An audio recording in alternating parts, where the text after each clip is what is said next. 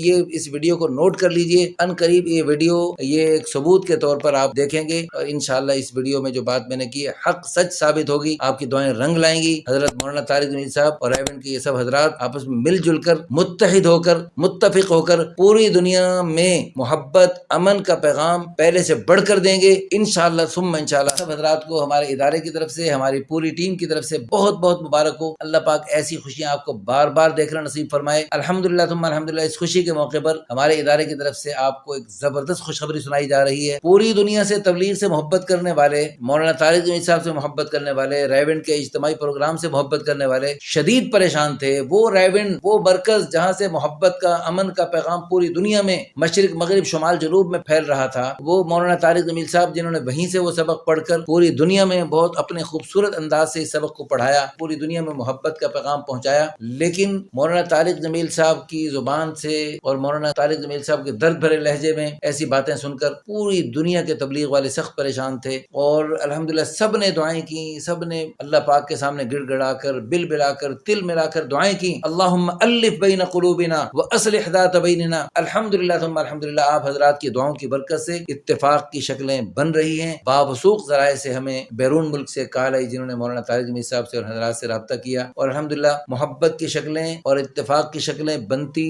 دکھائی دے رہی ہیں۔ چند دنوں میں آپ دیکھیں گے انشاءاللہ یہ سب حضرات پہلے کی طرح بلکہ پہلے سے بڑھ کر آپس میں محبت اور الفت پیدا ہوگی انشاءاللہ ثم انشاءاللہ۔ آپ حضرات جانتے ہیں تبلیغ میں چلتے ہوئے بعض دفعہ جماعتوں میں اختلاف پیدا ہو جاتا ہے، ہر جماعت میں تھوڑا بہت ہوتا ہے، کیونکہ مختلف مزاج کے لوگ جب چلتے ہیں تو ہر بندے کی الگ ذہنیت ہے۔ گھروں میں کسی کو خاطر میں نہ لانے والے، بہن بھائیوں سے لڑنے والے اور عجیب و غریب مزاج کے حامل جب جماعتوں میں چلتے ہیں تھوڑا بہت اختلاف کی شکلیں بنتی ہیں، لیکن الحمدللہ اتفاق اور اتحاد کی باقاعدہ درس دیا جاتا ہے اور قرآن و حدیث کی روشنی میں رہنمائی کی جاتی ہے، تو الحمدللہ وہی اختلاف کرنے والے آپس میں پہلے سے زیادہ شیر و شکر ہو جاتے ہیں، آپس میں بھائیوں سے بڑھ کر محبت کرنے والے بن جاتے ہیں۔ میرے ساتھ افریقہ میں آج سے 20 سال پہلے ایک واقعہ پیش ہے، ہم جماعت میں تھے، ایک صاحب کا میرے ساتھ تھوڑا اختلاف پیدا ہوا کسی چھوٹی سی بات پر، بات بھی چھوٹی سی ہوتی ہے، جماعتوں میں کون سے جھگڑے ہوتے ہیں زمینوں کے، جائیدادوں کے، چھوٹی سی بات پر۔ اس وقت عجیب کیفیت تھی، بڑا گرم ملک تھا، گرم ترین ملک تھا۔ میں نے کہا